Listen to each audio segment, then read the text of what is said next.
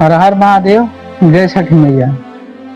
तो छठ का जितना भी वीडियो हम शूट किए हैं, लगभग 3 से 4 दिन लगा है शूट करने में, और इसको एडिट करने में और अपलोड करने में बहुत टाइम लग गया।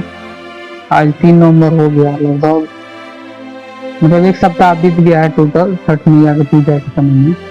तो कुछ कारणवश से लेट हो गया था। तो जितने भी मेरे व्यूअर जो इंतजार कर रहे थे, सबको अब मिल जाएगा, वीडियो अवेलेबल हो जाएगा और वो अपना देखेंगे। ये ओनली यूट्यूब पे रहेगा अभी, क्योंकि ये लंबा वीडियो है, करीब लमसम यही मानिए तो 100 GB का टोटल शूट हुआ था। तो 70 GB का लगभग में हुआ है टोटल, मतलब कट हुआ है। तो 70 GB का वीडियो टोटल अपलोड होगा। तो YouTube पे आके देखिएगा, रिक्वेस्ट रहेगा आप लोगों की। ठीक है, अब वीडियो शुरू करते हैं।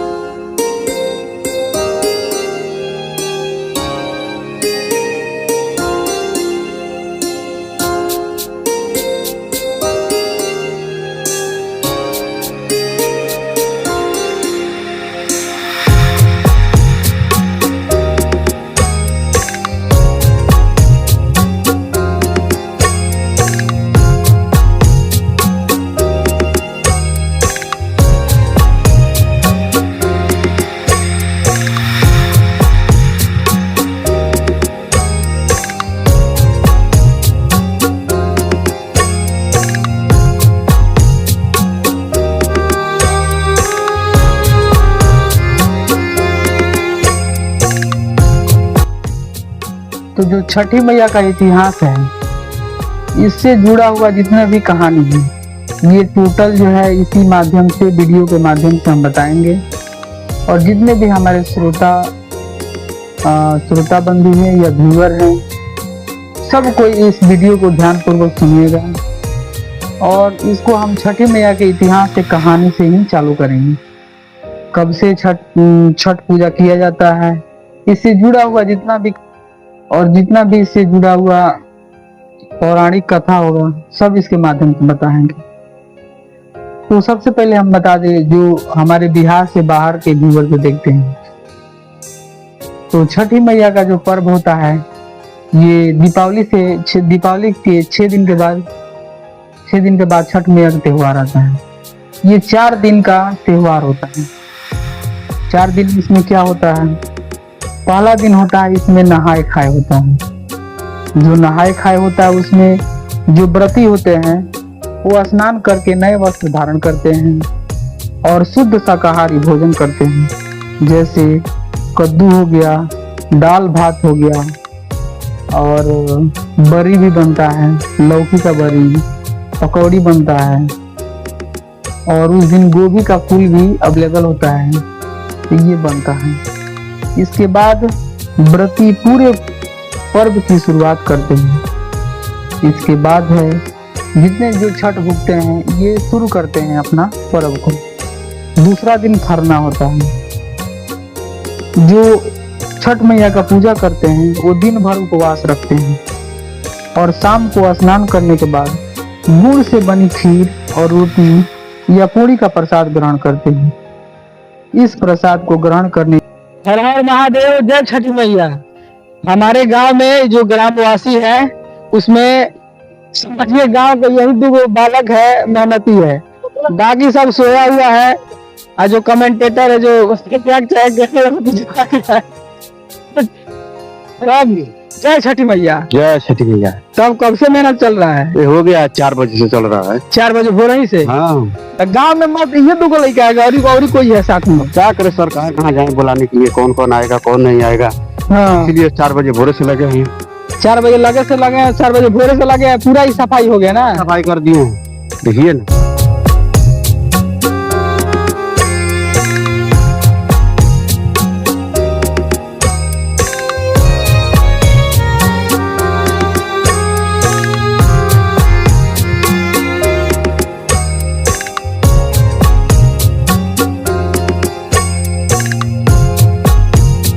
जय छठी मैया। आज पूरा हमारे गांव के जितना भी नवयुवा है, जितने भी नौजवान लोग हैं, उस सब कोई आया है केला काटने के लिए।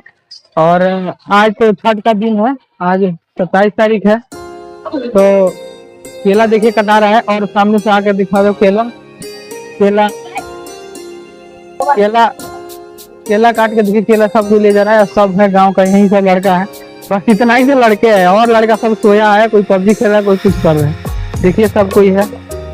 तो ये पूरा डॉक्यूमेंट्री बनेगा, आप लोग ध्यान से देखिएगा, इसमें ज्यादा चिंता की बात नहीं है, बस देखिए और मजा कीजिए। देखिए केला का कटाई चालू है, ठीक है।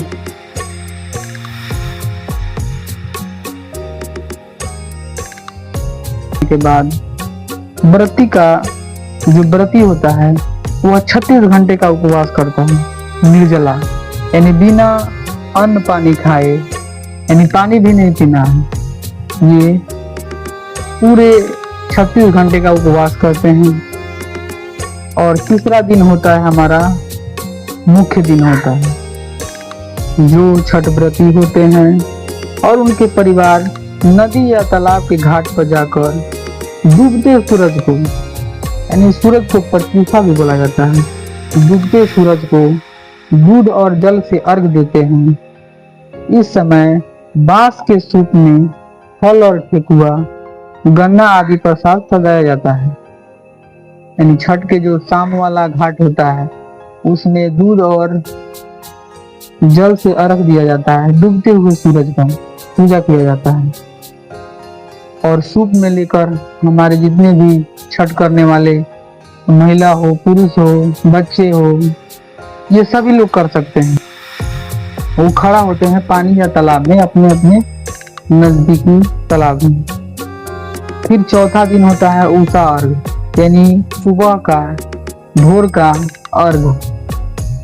यह अंतिम दिन होता है। इसमें जो छठ व्रत करने वाले व्रती होते हैं सुबह में घाट पर रहकर अगले दिन उगते हुए सूर्य का अर्घ देते हैं।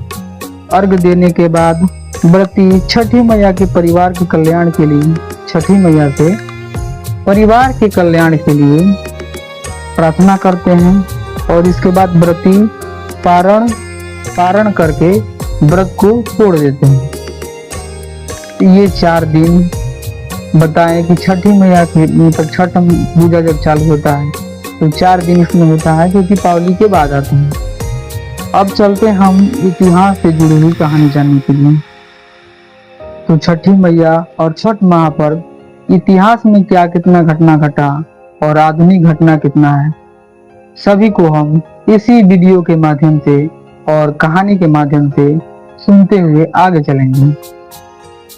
तो चालू करते हैं। छठी मैया कौन है?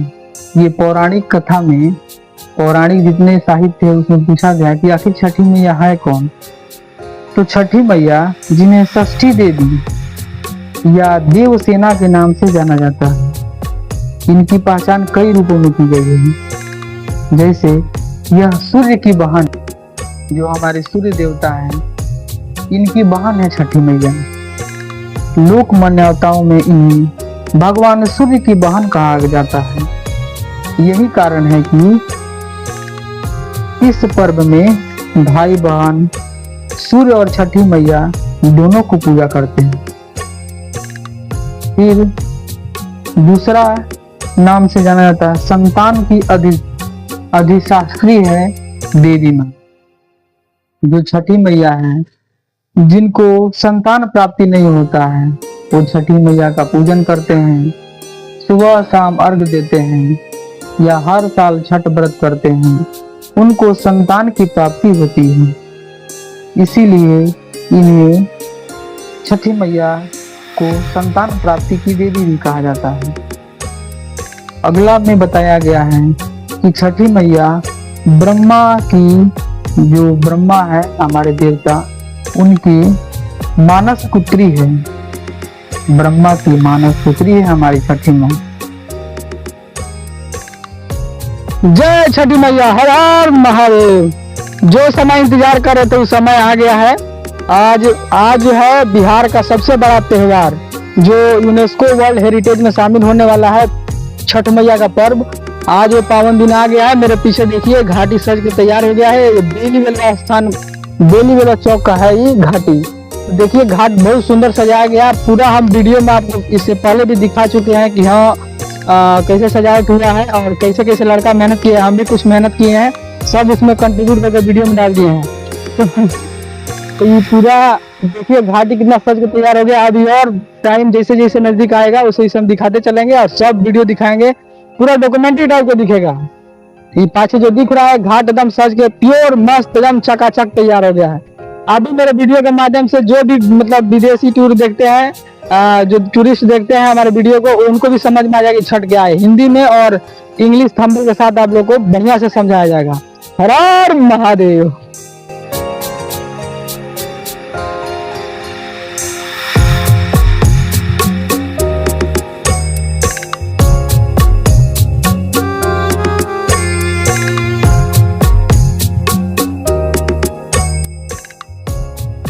कहा गया है कि ब्रह्मा वैवर्त पुराण के अनुसार छठी मैया प्रकृति के छठे अंश से उत्पन्न हुई हो और ब्रह्मा जी की मानस पुत्री है।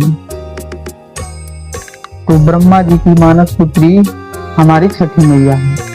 सूर्य की बहन भी हमारी छठी मैया है और संतान की प्राप्ति करने वाली हमारी छठी मैया है। और देवी कात्यायनी के नाम से भी इनको जाना जाता है। कई ग्रंथों में इन्हें नवरात्रि की षष्ठी तिथि पर पूजी जाने वाली देवी कात्यायनी के रूप में जाने जाते हैं। जो कात्यायनी और अभय, ममतामयी, ये सब कहती है हमारी छठी मैया। तो इतिहास में इन्हें इन नामों से जाना जाता है हमारी छठी मैया को। और पौराणिक कथाओं में छठ व्रत की शुरुआत को जानेंगे कि छठ व्रत का शुरुआत कब से हुआ। तो हमारे पुराण में कहा गया है कि राजा प्रियवंद की कहानी लिखी गई है। उसमें कहा गया है कि राजा प्रियवंद और उनकी पत्नी थी मालिनी। राजा प्रियवंद और उनकी पत्नी थी मालिनी को कोई संतान नहीं होता था। वे बहुत दुख में रहते थे। उनकी पत्नी हमेशा दुख प्रकट करती थी राजा के पास। तो एक महर्षि आए और महर्षि कश्यप जिनका नाम था, वह महर्षि कश्यप राजा के पास गए और बोले कि रानी जो दुख की पीड़ा उठा रही है कि उनको संतान नहीं हो रहा है, तो एक बार उनसे क्या किए कि आप यज्ञ करवाइए। तो राजा आदेश दिए कि आज से राज्य में यज्ञ होगा। यज्ञ हुआ और 6 दिन तक टोटल यज्ञ कराया गया। उसी में 6 दिन यज्ञ होने के बाद महर्षि कश्यप बोले कि डूबते सूरज को और उगते सूरज को दोनों को अर्घ दीजिए। राजा और रानी मालिनी मान गई। ऋषि के कहे अनुसार दोनों ने वैसा किया। फिर कुछ दिन के बाद या कुछ महीनों के बाद उनकी संतान की प्राप्ति हो गया। तो एक कहानी इनसे जुड़ा हुआ है जो पुराण में लिखा गया है। एक और कहा गया है कि एक राजा थे, उनका पुत्र का मृत्यु हो गया था। तो राजा अपने पुत्र का शव लेकर जा रहे थे। तभी रास्ते में शमशान घाट के पास में देवी छठी मैया प्रकट हुई और बोली कि आप 6 दिन का उपवास कीजिए, यानी वही 36 घंटे जो 4 दिन शुरू में बताए थे, 4 दिन व्रत कीजिए जिससे आपके संतान जीवित हो जाएंगे। तो पुराण में कहानी के अनुसार पता चला कि जैसे वो बताया गया था वैसे पूजा की तो उनका बच्चा जीवित हो गया। तो राजा ने कार्तिक शुक्ल की षष्ठी तिथि के दिन देवी षष्ठी की विधि विधान से पूजा की। देवी की कृपा से उनका मृत पुत्र जीवित हो उठा और उन्हें एक सुंदर पुत्र रत्न की प्राप्ति हुई। तभी से संतान की कामना और रक्षा के लिए इस व्रत की शुरुआत किया गया। अब चलते हैं रामायण काल में। रामायण काल में जब भगवान राम 14 वर्ष के वनवास काट रहे थे, जब भगवान राम 14 वर्ष का वनवास पूरा करे और रावण का वध करके अयोध्या लौट रहे थे, तभी राम राज्य की स्थापना के लिए राजसूय यज्ञ करवाया गया। पूरे अयोध्या में राजसूय यज्ञ करवाया गया। अनुष्ठान के लिए मुगदल ऋषि को बुलाया गया और मुगदल ऋषि ने निर्देश दिया, यानी कहा कि माता सीता कार्तिक शुक्ल षष्ठी के दिन सूर्य देव की उपासना करेगी और व्रत रखेगी। तो माता सीता यही बिहार की धरती, बिहार के मुंगेर जिला जो पटना से करीब 100-150 किलोमीटर पूरब पड़ता है, तो पूरब दिशा में पड़ता है, वही मुंगेर की धरती पर माता सीता ने क्या किया कि गंगा नदी के किनारे माता सीता ने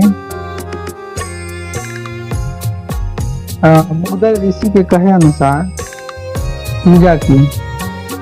तो पूजा किए, तभी से छठ पर्व की परंपरा को माना जाता है। यानी बिहार में माता सीता 3 दिन उपवास करके और उगते सूरज और डूबते सूरज को पूजा की, जिसे छठी मैया का पूजा का शुरुआत माना जाता है। फिर महाभारत काल में चलते हैं। महाभारत काल में कहा जाता है कि द्रौपदी जो है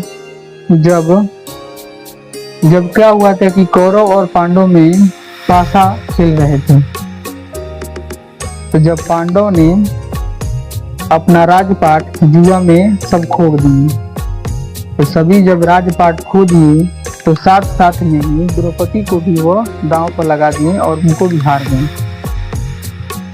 तो समय गुजरा तो कहा जाता है तब द्रौपदी ने सूर्य देव और छठी मैया का व्रत रखा। इस व्रत के प्रभाव से पांडव को उनका खोया हुआ राजपाट वापस मिल गया और उनके सारे कष्ट दूर हो गए। एक और महाभारत काल से ही जुड़ा हुआ है जो कर्ण था। वो कर्ण क्या है कि सूर्य पुत्र थे, वो सूर्य के बेटे थे। महाभारत के महान योद्धा कर्ण सूर्य पुत्र थे। वे प्रतिदिन जल में खड़े होकर सूर्य को अर्घ देते थे और उनके बाद दान करते थे। यह भी सूर्य उपासना की एक प्राचीन परंपरा थी, जिसे हम छठ पर्व अर्घ अनुष्ठान के नाम से जानते हैं। तो छठी मैया का ये कहानी हमारे इतिहास और पुराणों से था। आधुनिक समाज में देखेंगे अभी के समय कि हमारे छठी मैया का पूजा जो है रसिया, अमेरिका, चाइना और भी कई देशों में विधि विधान से परंपरा के हमारे जो कल्चर है उसी के अनुसार मनाया जाता है। यानी भारत के हर राज्य में जहाँ जहाँ बिहारी हैं या झारखंड से लोग हैं या यूपी के पूर्वी भाग के जितने भी पूर्वांचल के लोग हैं, ये सभी लोग जहाँ जहाँ हैं तहाँ तहाँ छठी मैया का त्योहार मनाते हैं। और प्राचीन काल में जितने भी हमने देखा, अब आधुनिक युग में एक नए रूप में देखते हैं छठी मैया का त्योहार को। सामाजिक एकता और समानता का प्रतीक दिलाती है हमारी छठी माँ। जाति भेद से ऊपर शायद ही भारत का एकमात्र ऐसा पर्व है जिसमें कोई पुरोहित की आवश्यकता नहीं होती है। व्रती स्वयं सीधे सूर्य देव और छठी मैया से जुड़े होते हैं। यह पर्व जाति और वर्ग के बंधनों से मुक्त होकर सामूहिक एकता को दर्शाता है। इसमें कोई भेदभाव किसी से नहीं किया जाता है। सभी कोई सामूहिक रूप से इकट्ठा होकर घाटों की साफ सफाई, घाट बनाना और एक साथ पानी में खड़े होकर सूर्य को पूजा करना सब कोई करते हैं। बिहार, झारखंड और पूर्वी उत्तर प्रदेश के लोग जो देश विदेश में भी प्रवास कर चुके हैं, छठी मैया को अपनी संस्कृति और जड़ों से जुड़ने का सबसे ज्यादा माध्यम बन जाते हैं।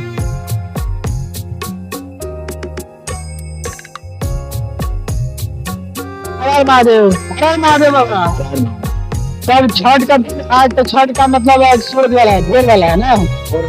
आज भोर वाला छठ मैया का त्योहार है। तो आज मैंने सबसे हिंदू का सबसे बड़ा त्योहार होता है और इसमें सब बिहारी वापस आता है। तो यहाँ पे इस घाट पे कितना कहाँ कहाँ के लोग आया बाबा, और भी मतलब रिलेशन के लोग आए, कहीं पहुंचा ऐसे। बाबा दिन टहलते रहिए, बात होते रहेगा बाबा से। तो बाबा सुना मोदी जी भीतर के यूनेस्को हेरिटेज में शामिल करने वाले, मालूम है आपको? नहीं। तो बाबा मैंने त्योहार 1 साल के बाद आता है, साल भर के बाद एक हमको धर्म है छठ का, साल भर का 3 मुकाम है हम लोग का। अच्छा बाबा, ये सुनने में आया कि मैंने सुनने में आया था कि क्या बोलते हैं कि उन्हीं में छठ पहले मसान में होता है। पहले बेलवा में मसान में होता है। तो अब चाहे बेल अपना लगा, नए लोग हैं इसके हुए हैं।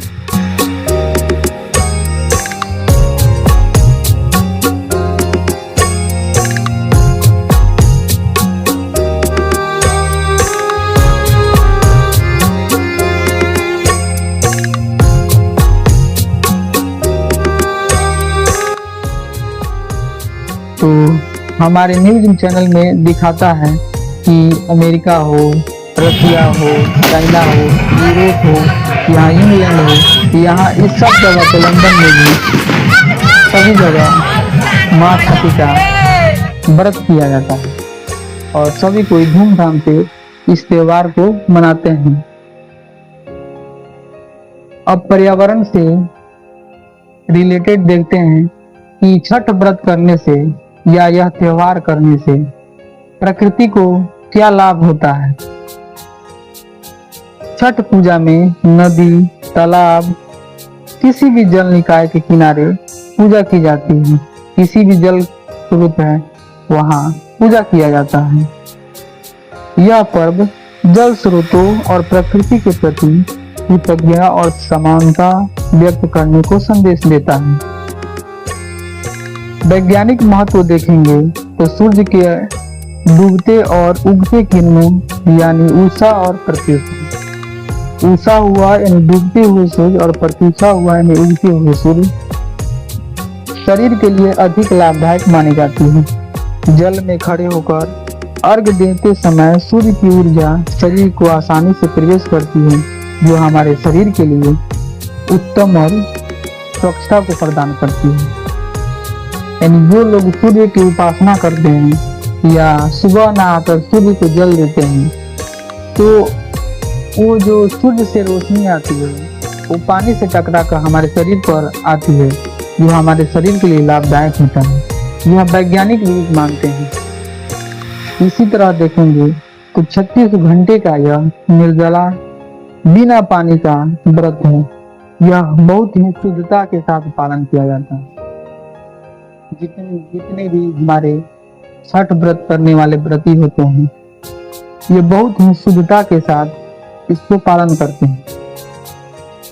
माँ छठ का त्योहार मनाने के लिए इतनी साफ सफाई और शुद्धता की परिचायक होती है कि इससे बड़ा कोई त्योहार शायद ही कोई देखा होगा।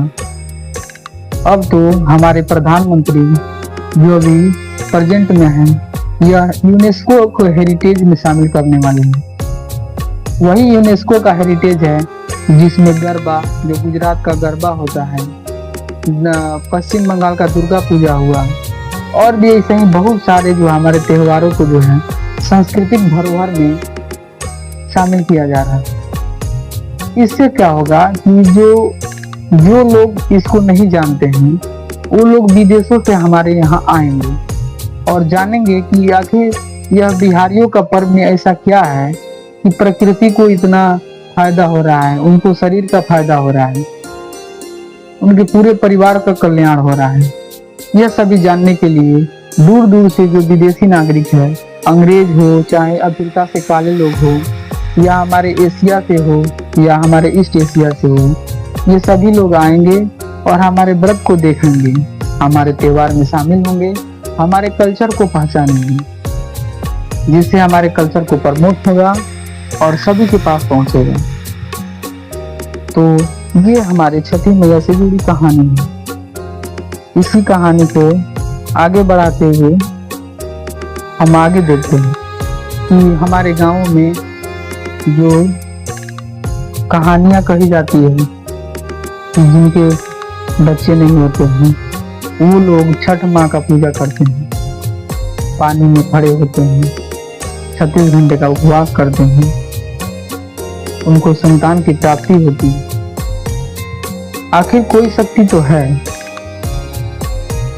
जो इनको लाभ पहुंचाता है। तो छठी मैया से जुड़ा हुआ एपिसोड हमारे जितने भी दर्शक सुन रहे हैं या देख रहे हैं, इनको छठी मैया का आशीर्वाद तो मिला ही है, चाहे हमारे वीडियो के माध्यम से हो या ये लोग प्रेजेंट रहे हो। तो छठी मैया हम यही कामना करेंगे कि सभी को सुख समृद्धि और संतान की प्राप्ति हो, सभी कोई अपने अपने काम में आगे बढ़े, अच्छे के साथ रहे, प्रकृति भी उनके साथ रहे, सबका कल्याण हो, विश्व का भी कल्याण हो, साथ साथ हम सभी का कल्याण हो। जय छठी मैया, हर हर महादेव।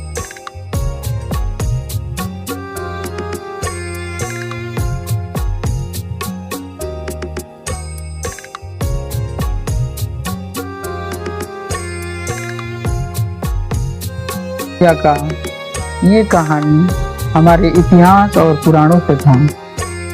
आधुनिक समाज में देखेंगे अभी के समय कि हमारे छठी मैया का पूजा जो है रसिया, अमेरिका, चाइना और भी कई देशों में विधि विधान से परंपरा के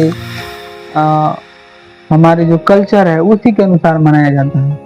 यानी भारत के हर राज्य में जहाँ जहाँ बिहारी हैं या झारखंड से लोग हैं या यूपी के पूर्वी भाग के जितने भी पूर्वांचल के लोग हैं, ये सभी लोग जहाँ जहाँ हैं तहाँ तहाँ छठी मैया का त्योहार मनाते हैं। और प्राचीन काल में जितने भी हमने देखा, अब आधुनिक युग में एक नए रूप में देखते हैं छठी मैया का त्योहार को। सामाजिक एकता और समानता का प्रतीक दिलाती है हमारी छठी माँ।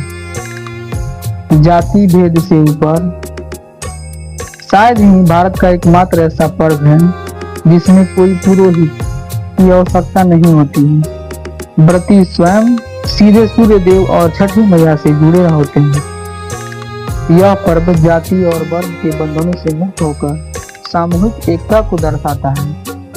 इसमें कोई भेदभाव किसी से नहीं किया जाता है, सभी कोई सामूहिक रूप से इकट्ठा होकर घाटों की साफ सफाई, घाट बनाना और एक साथ पानी में खड़े होकर सूर्य को पूजा करना सब कोई करते हैं।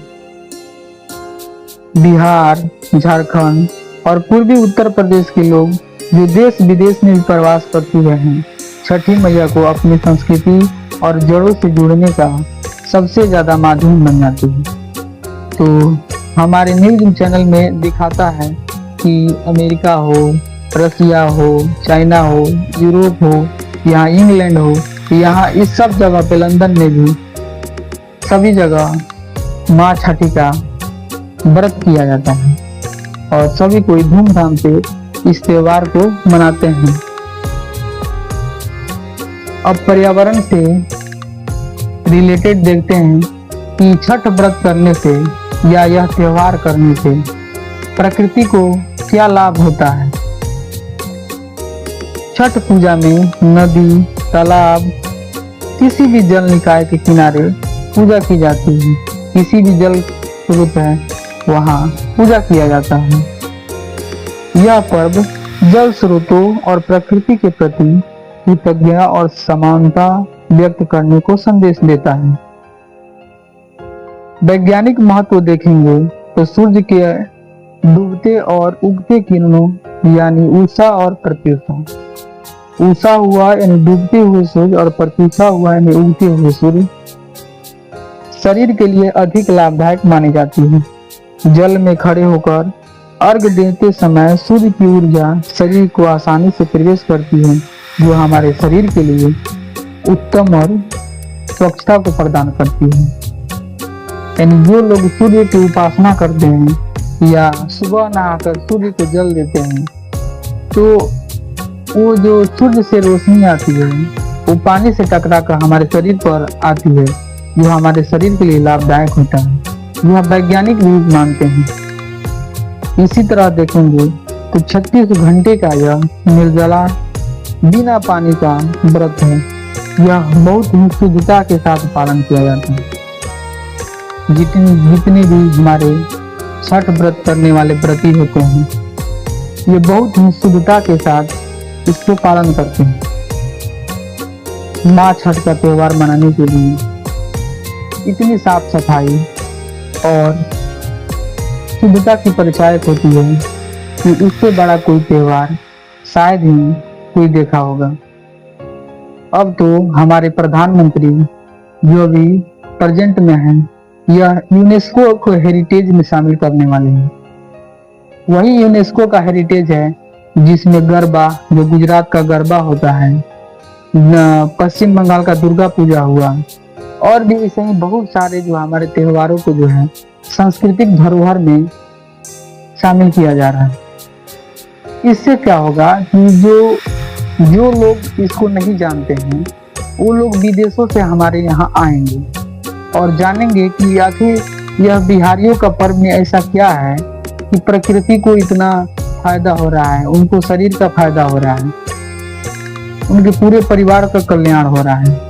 यह सभी जानने के लिए दूर दूर से जो विदेशी नागरिक है, अंग्रेज हो, चाहे अफ्रीका से काले लोग हो, या हमारे एशिया से हो, या हमारे ईस्ट एशिया से हो, ये सभी लोग आएंगे और हमारे व्रत को देखेंगे, हमारे त्योहार में शामिल होंगे, हमारे कल्चर को पहचानेंगे, जिससे हमारे कल्चर को प्रमोट होगा और सभी के पास पहुंचेगा। तो ये हमारे छठी मैया से जुड़ी कहानी है। इसी कहानी को आगे बढ़ाते हुए हम आगे देखते हैं कि हमारे गांव में जो कहानियां कही जाती है कि जिनके बच्चे नहीं होते हैं, वो लोग छठ माँ का पूजा करते हैं, पानी में खड़े होते हैं, 36 घंटे का उपवास करते हैं, उनको संतान की प्राप्ति होती है। आखिर कोई शक्ति तो है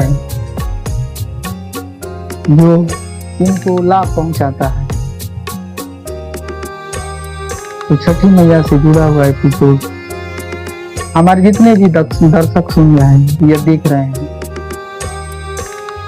उनको छठी मैया का आशीर्वाद तो मिला ही है, चाहे हमारे वीडियो के माध्यम से हो या ये लोग प्रेजेंट रहे हैं।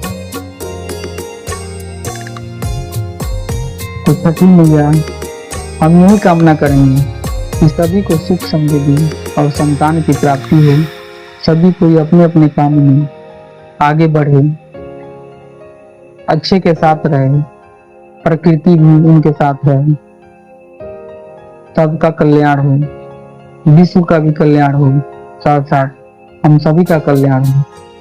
जय छठी मैया, हर हर महादेव। अर्घ देने के बाद व्रती छठी मैया के परिवार के कल्याण के लिए, छठी मैया से परिवार के कल्याण के लिए प्रार्थना करते हैं और इसके बाद व्रती पारण करके व्रत को तोड़ देते हैं। ये 4 दिन बताएं कि छठी मैया के मतलब छठ पूजा जब चालू होता है तो 4 दिन इसमें होता है जो दीपावली के बाद आते हैं। अब चलते हम इतिहास से जुड़ी हुई कहानी जानने के लिए। तो छठी मैया और छठ महापर्व इतिहास में क्या कितना घटना घटा और आधुनिक घटना कितना है, सभी को हम इसी वीडियो के माध्यम से और कहानी के माध्यम से सुनते हुए आगे चलेंगे। तो चालू करते हैं। छठी मैया कौन है? ये पौराणिक कथा में पौराणिक जितने साहित्य है उसमें पूछा गया कि आखिर छठी मैया है कौन।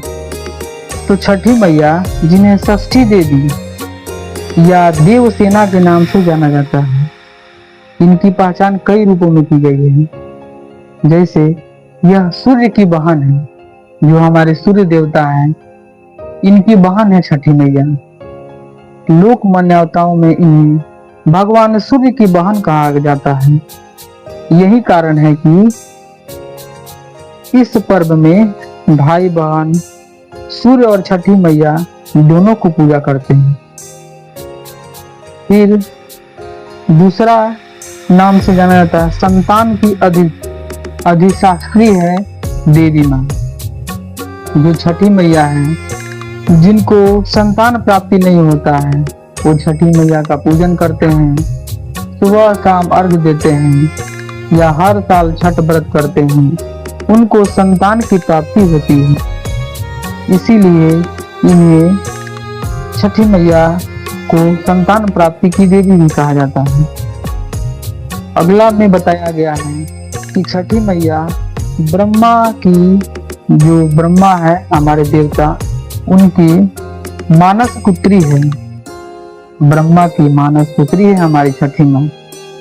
कहा गया है कि ब्रह्मा वैवर्त पुराण के अनुसार छठी मैया प्रकृति के छठे अंश से उत्पन्न हुई है और ब्रह्मा जी की मानस पुत्री है। तो ब्रह्मा जी की मानस पुत्री हमारी छठी मैया है। सूर्य की बहन भी हमारी छठी मैया है और संतान की प्राप्ति करने वाली हमारी छठी मैया है। और देवी कात्यायनी के नाम से भी इनको जाना जाता है। कई ग्रंथों में इन्हें नवरात्रि की षष्ठी तिथि पर पूजी जाने वाली देवी कात्यायनी के रूप में जानी जाती है। जो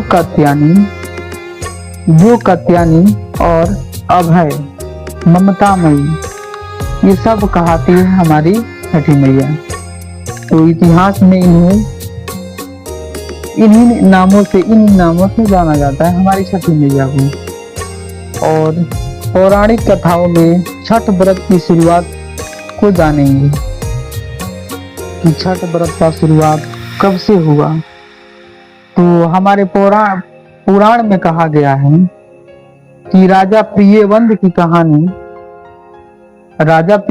कहानी लिखी गई है। उसमें कहा गया है कि राजा प्रियवंद और उनकी पत्नी थी मालिनी।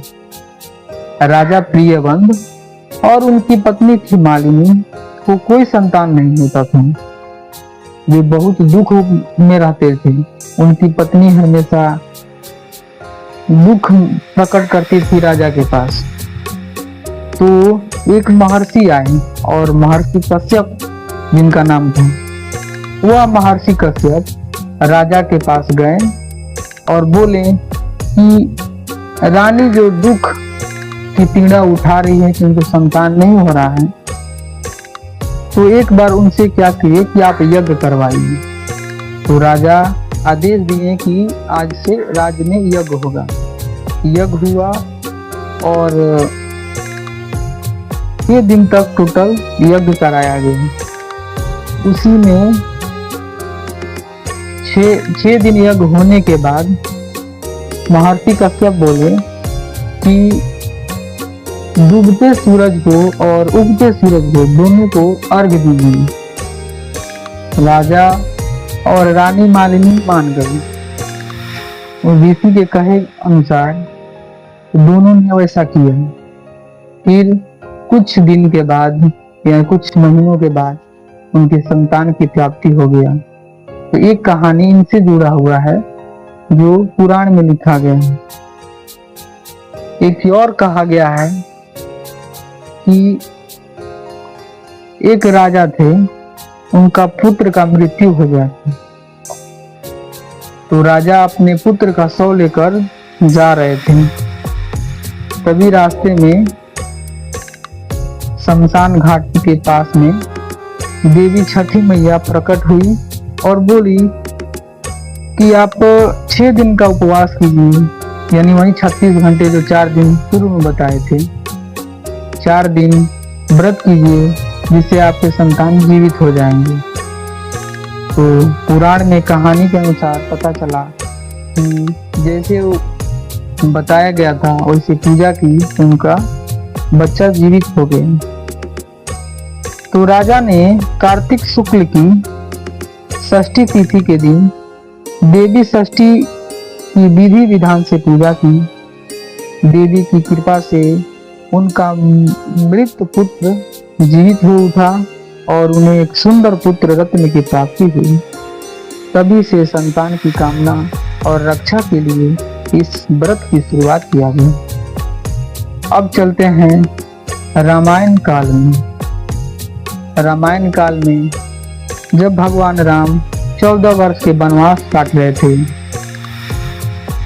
जब भगवान राम 14 वर्ष का वनवास पूरा करे और रावण का वध करके अयोध्या लौट रहे थे, तभी राम राज्य की स्थापना के लिए राजसूय यज्ञ करवाया गया। पूरे अयोध्या में राजसूय यज्ञ करवाया गया। अनुष्ठान के लिए मुग्दल ऋषि को बुलाया गया और मुग्दल ऋषि ने निर्देश दिया, यानी कहा कि माता सीता कार्तिक शुक्ल षष्ठी के दिन सूर्य देव की उपासना करेगी और व्रत रखेगी। तो माता सीता यही बिहार की धरती, बिहार के मुंगेर जिला जो पटना से करीब 100-150 किलोमीटर पूरब पड़ता है, तो पूरब दिशा में पड़ता है, वही मुंगेर की धरती पर माता सीता ने क्या किया कि गंगा नदी के किनारे माता सीता ने मुग्दल ऋषि के कहे अनुसार पूजा की। तो पूजा किए, तभी से छठ पर्व की परंपरा को माना जाता है। यानी बिहार में माता सीता तो 3 दिन उपवास करके और उगते सूरज और डूबते सूरज को पूजा की, जिसे छठी मैया का पूजा का शुरुआत माना जाता है। फिर महाभारत काल में चलते हैं। महाभारत काल में कहा जाता है कि द्रौपदी जो है जब क्या हुआ था कि कौरव और पांडव में पासा खेल रहे थे, तो जब पांडव ने अपना राजपाट जुआ में सब खो दिए, तो सभी जब राजपाट खो दिए तो साथ साथ में ही द्रौपदी को भी वो दांव पर लगा दिए और उनको भी हार गए। तो समय गुजरा तो कहा जाता है तब द्रौपदी ने सूर्य देव और छठी मैया का व्रत रखा। इस व्रत के प्रभाव से पांडव को उनका खोया हुआ राजपाट वापस मिल गया और उनके सारे कष्ट दूर हो गए। एक और महाभारत काल से ही जुड़ा हुआ है जो कर्ण था। वो कर्ण क्या है कि सूर्य पुत्र थे, वो सूर्य के बेटे थे। महाभारत के महान योद्धा कर्ण सूर्य पुत्र थे। वे प्रतिदिन जल में खड़े होकर सूर्य को अर्घ देते थे और उनके बाद दान करते थे। यह भी सूर्य उपासना की एक प्राचीन परंपरा थी, जिसे हम छठ पर्व अर्घ अनुष्ठान के नाम से जानते हैं। तो छठी मैया का ये कहानी हमारे इतिहास और पुराणों से था। आधुनिक समाज में देखेंगे अभी के समय कि हमारे छठी मैया का पूजा जो है रसिया, अमेरिका, चाइना और भी कई देशों में विधि विधान से परंपरा के हमारे जो कल्चर है उसी के अनुसार मनाया जाता है। यानी भारत के हर राज्य में जहाँ जहाँ बिहारी हैं या झारखंड से लोग हैं या यूपी के पूर्वी भाग के जितने भी पूर्वांचल के लोग हैं, ये सभी लोग जहाँ जहाँ है तहाँ तहाँ छठी मैया का त्योहार मनाते हैं। और प्राचीन काल में जितने भी हमने देखा, अब आधुनिक युग में एक नए रूप में देखते हैं छठी मैया का त्योहार को। सामाजिक एकता और समानता का प्रतीक दिलाती है हमारी छठी माँ। जाति भेद से ऊपर शायद ही भारत का एकमात्र ऐसा पर्व है जिसमें कोई पुरोहित की आवश्यकता नहीं होती।